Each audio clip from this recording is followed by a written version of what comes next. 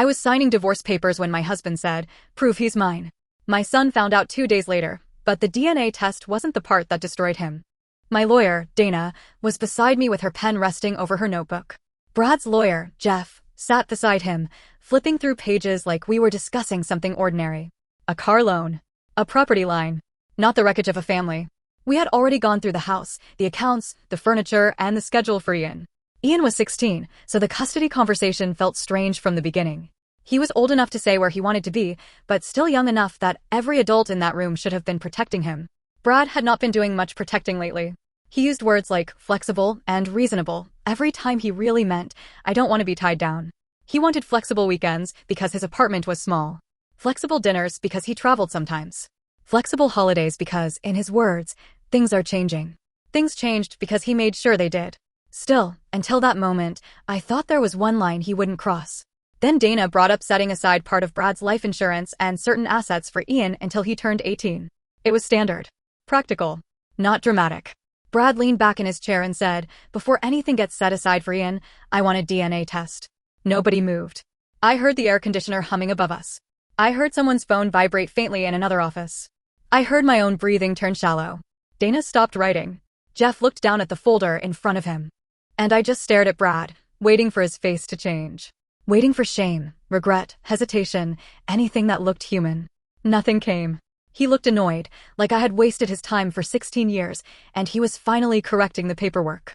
I said, "What did you just say?" Brad folded his hands on the table.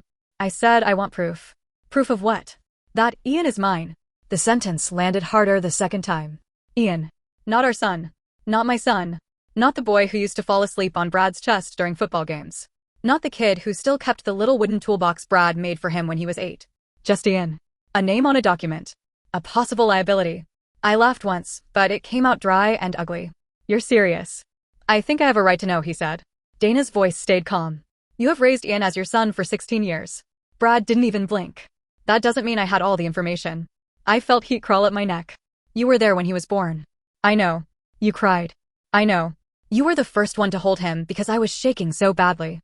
His jaw tightened. "Mia, don't do this. Don't do this." As if I had brought shame into the room.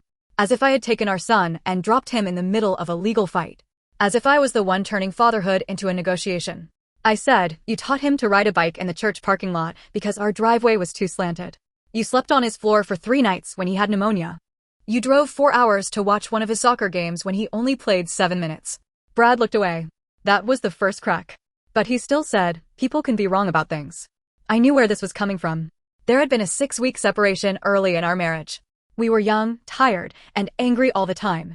Brad had taken a job that kept him out late. I felt lonely and invisible. We fought about bills, housework, his mother, my sister, everything.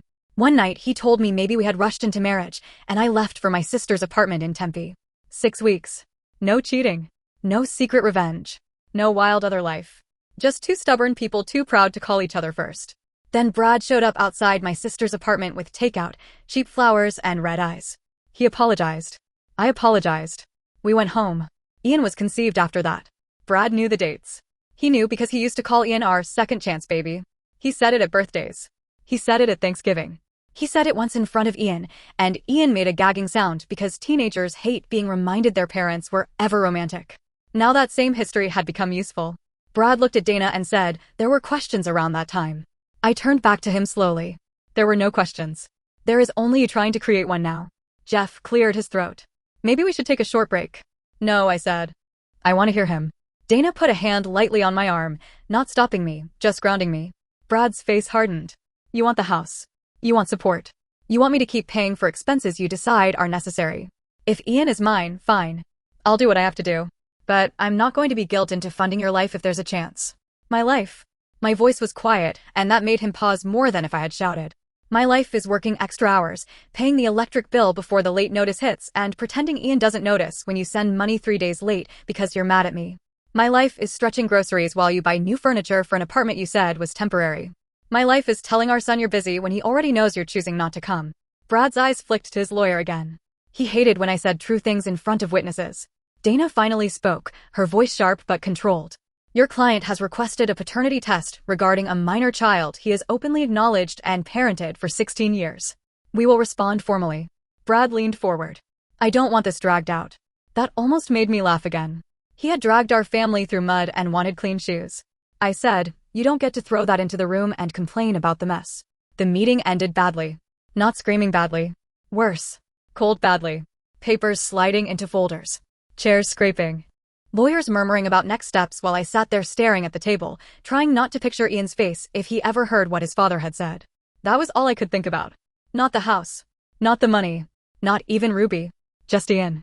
How do you explain to a boy that the person who taught him how to tie a tie before homecoming now wants proof he belongs? How do you say, your dad is angry at me, so he is using you as a weapon, without making the wound deeper? When I walked outside, Boulder looked unfairly normal. People were crossing the street with coffee cups. A couple was laughing near a parking meter. Someone was walking a golden retriever with a red bandana. The mountains sat in the distance like nothing terrible had happened. Dana followed me out and waited until we were away from the building before speaking. Mia, she said, don't respond emotionally in writing. Don't text him. Don't call him. Let me handle the legal side. I nodded, but I barely heard her. She softened. And don't tell Ian yet unless you have to. Not until we know how Brad intends to proceed. I looked at her. He'll tell him. Dana didn't answer right away. That was answer enough. Brad had not always been like this. Or maybe he had, and I had mistaken quiet selfishness for stress. Our marriage didn't fall apart loudly. It happened in small absences. He stayed late more often. He took calls in the garage. He started sleeping with his phone face down. He got irritated when I asked normal questions, like what time he would be home or whether he could pick up milk. At first, I blamed work. Bills. Routine. The boring heaviness that settles over long marriages when nobody is paying attention. Then I noticed Ruby.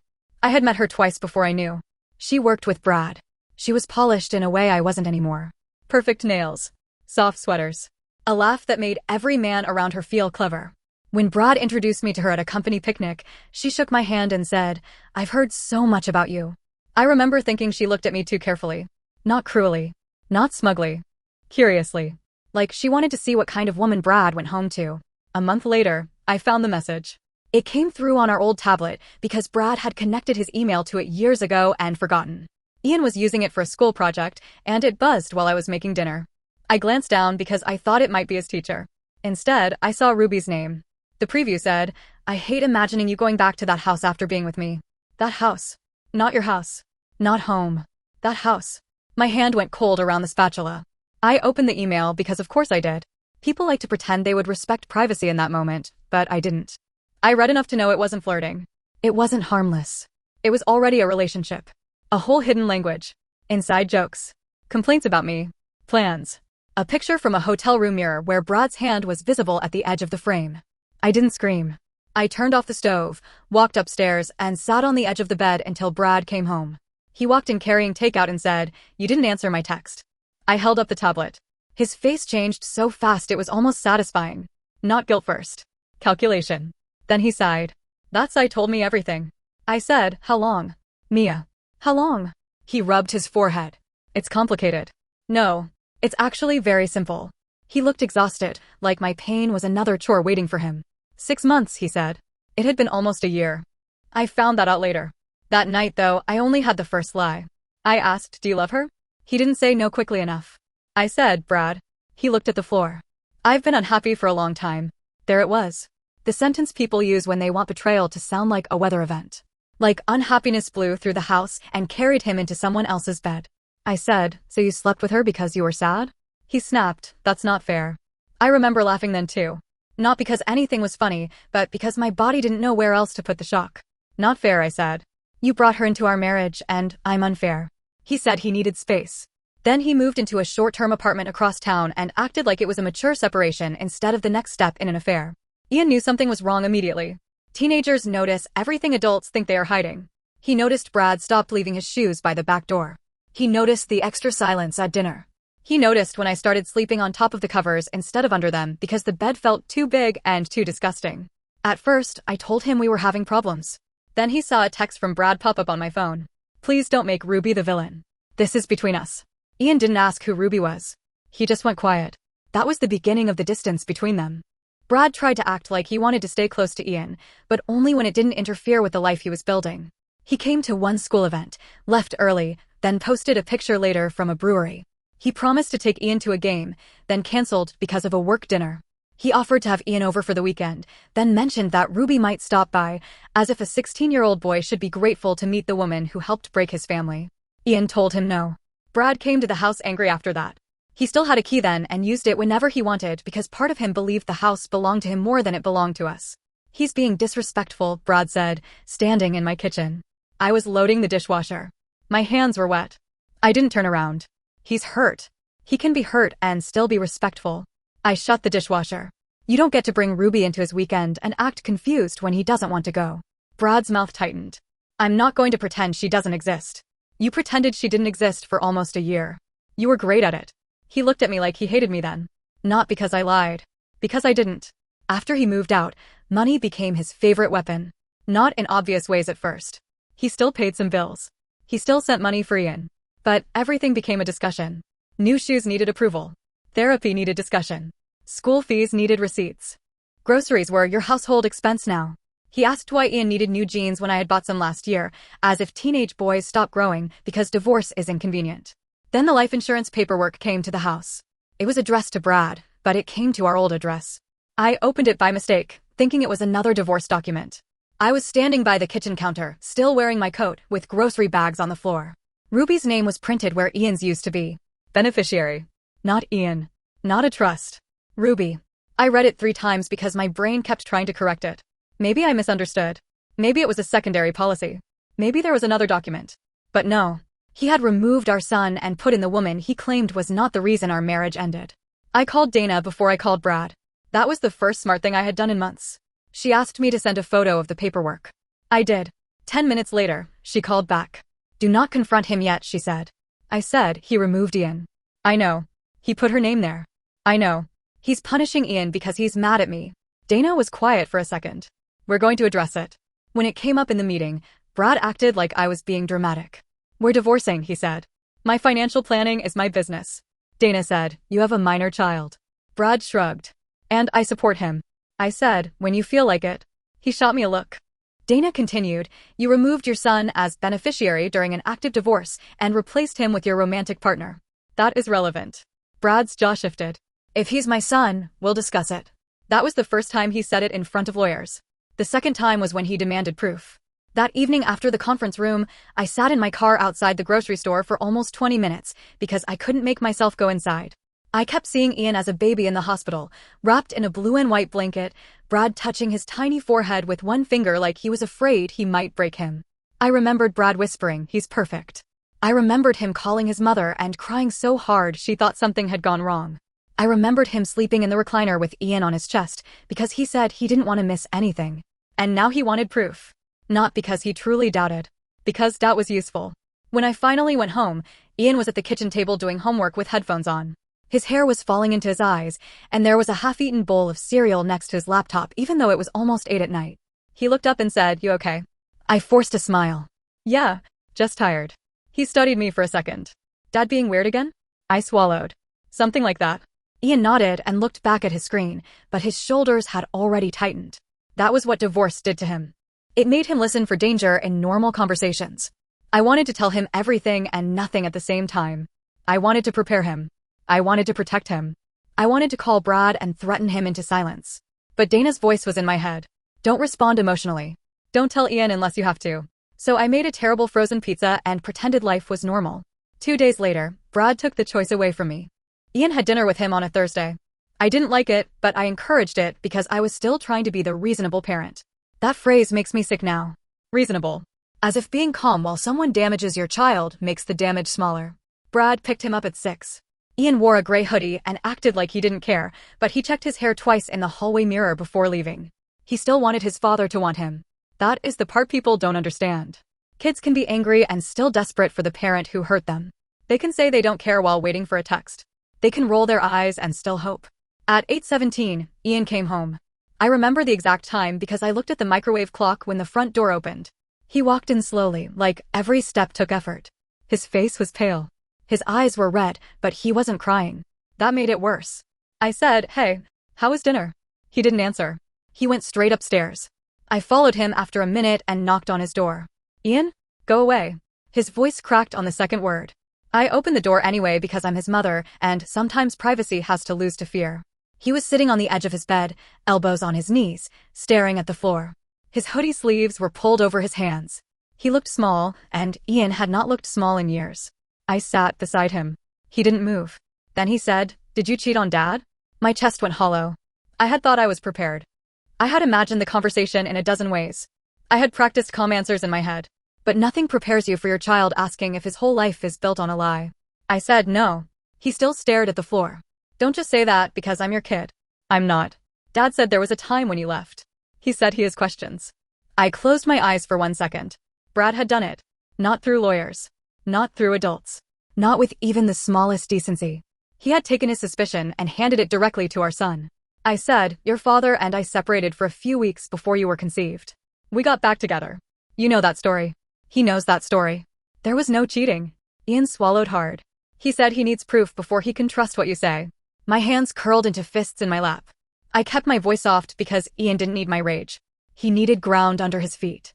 What exactly did he say? Ian gave this awful little shrug. He said divorce makes people lie. He said you're trying to take everything. He said he doesn't want to be tricked into loving someone else's kid. I will never forget that sentence. Not if I live to be 90. He doesn't want to be tricked into loving someone else's kid. I had spent 16 years making sure Ian never felt like he had to earn love. Brad destroyed that in one dinner because he wanted leverage. I said, "Look at me." He didn't. "Ian, please." He finally turned his head. His eyes were wet now. I said, "You are not someone else's kid. You are not a mistake. You are not a question. You are not a bargaining chip. You are my son. And he is your father. He knows that." Ian whispered, "Then why would he say it?" There was no good answer. Because he was cruel. Because he was cornered. Because he wanted money more than your peace. Because hurting me wasn't enough anymore. But I couldn't say all that. Not like that. So I said, because adults can be selfish and scared and still responsible for the damage they cause. Ian wiped his face with his sleeve. "I want the test." My heart dropped. "Honey, I want it," he said, louder. I don't want him saying it forever. I wanted to say no. I wanted to tell him he didn't have to prove himself to anyone. I wanted to march across town and throw the paperwork in Brad's face. But Ian looked at me like the floor had disappeared under him, and I needed to give it back. So I agreed. Not for Brad. Never for Brad. For Ian. The test itself was painfully simple. That almost made it worse. Something that could shatter a child's sense of belonging came down to forms, IDs, and a swab inside the cheek. Ian barely spoke on the ride home. At a red light, he said, "What if he still doesn't care?" I gripped the steering wheel. "Then that will be his failure," I said. Ian looked out the window. "Feels like mine." I had to pull into a gas station because I couldn't drive through that sentence. I turned toward him and said, "No. Listen to me. His choices are not proof of your worth." He nodded, but I could tell he didn't believe me yet. That was the thing about Brad's accusation. It didn't just ask for DNA. It planted a question inside Ian. Am I loved because I am me, or because I belong biologically? And if biology is the condition, what happens when someone gets angry? The results came back exactly how I knew they would. Brad was Ian's father. Dana sent them to Jeff. I didn't call Brad. I didn't text. I didn't give him the satisfaction of hearing my voice shake. He called Ian first. Ian didn't answer. Then he called me. I let it ring 3 times before picking up. Brad said, "Well, obviously I'm relieved." That was his opening. Not, "I'm sorry." Not, "I hurt him." Not, "How is Ian?" Obviously I'm relieved. I said, "That's what you're going with." He sighed. "Mia, I had doubts. You can't blame me for wanting certainty during a divorce. You told your son you didn't want to be tricked into loving him." He went quiet. I waited. He said, "I was emotional." There it was again. His favorite escape hatch. When I cried, I was unstable. When Ian shut down, he was dramatic. When Brad said something vicious, he was emotional. I said, "You were cruel. That's not fair. You humiliated your child because you were angry at me. He's my child too. Then act like it." He lowered his voice. "You're turning him against me." I actually smiled then. Not because I was happy. Because the script was so predictable it almost bored me. "No, Brad. You did that at dinner." He hung up. A week later, Sue showed up at my office. She and I had been polite but strained since the separation. She loved Brad in that way some mothers love their sons, where accountability feels like betrayal. I expected her to ask me to make Ian answer his father's calls. I expected guilt, pressure, maybe tears. Instead, she waited beside my car during my lunch break, holding a napkin in her hand like she had already been crying. "Mia," she said, "can we talk?" I almost said no, but something in her face stopped me. We sat in my car with the windows cracked. For a minute, she just stared at her hands. Then she said, "There's something you need to know." I thought she was going to tell me Ruby was pregnant. or that Brad was moving in with her, or that he was planning some new legal trick. But Sue said, Carl made me do a DNA test when Brad was little. I turned toward her. What? She nodded, tears spilling over. Brad was 8. Carl convinced himself I had cheated. I hadn't. But he got it in his head and wouldn't let it go.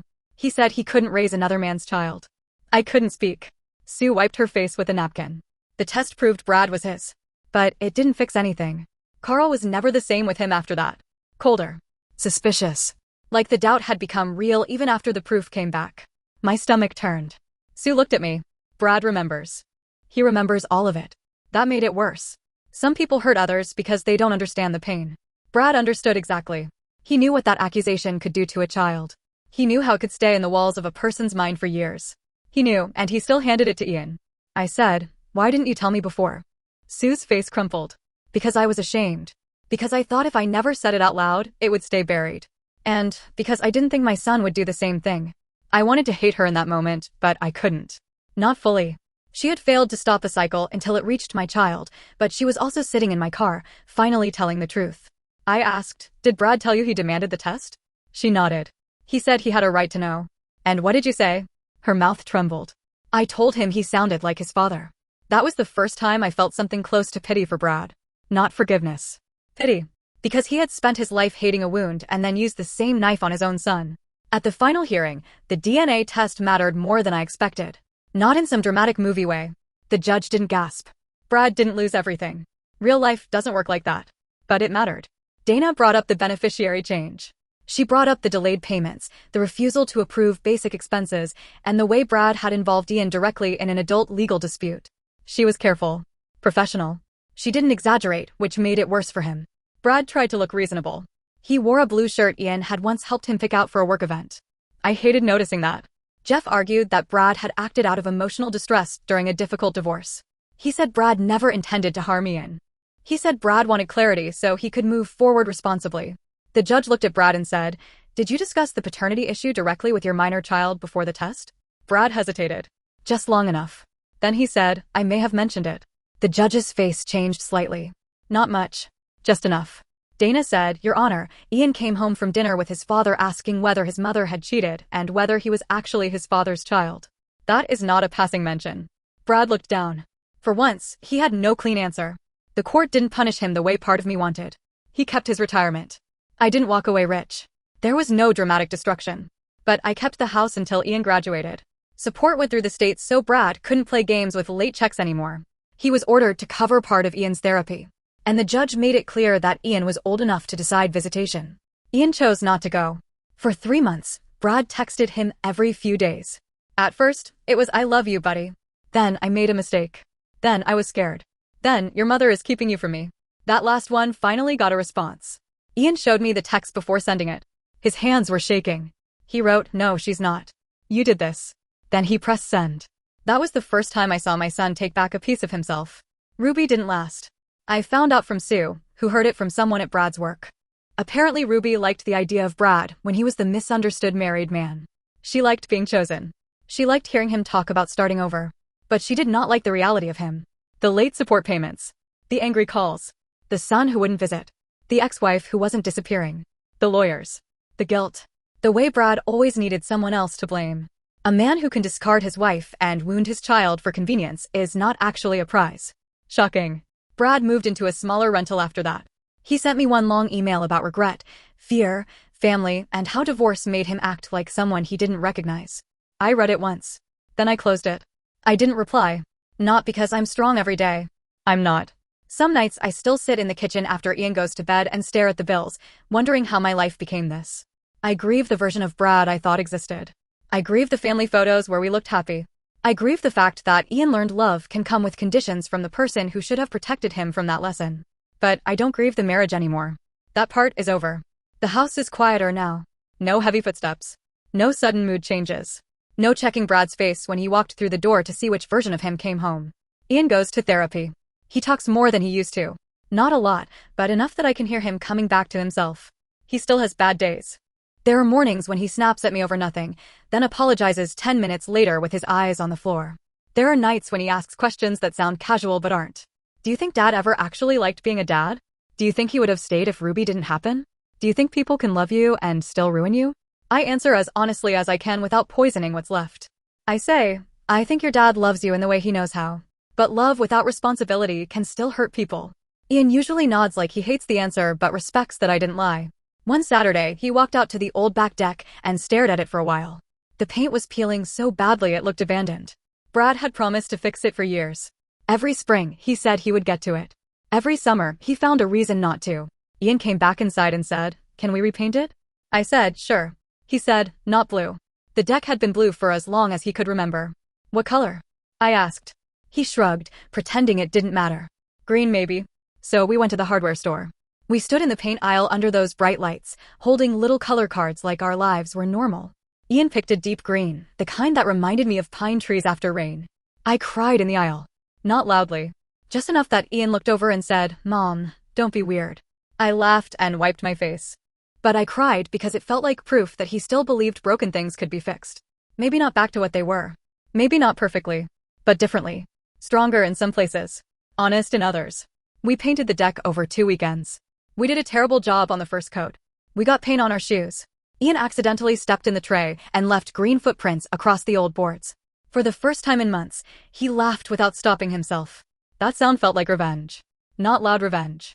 Not the kind where someone begs on their knees or loses everything overnight. Calm revenge. The kind where the person who tried to break your home doesn't get to live in the wreckage.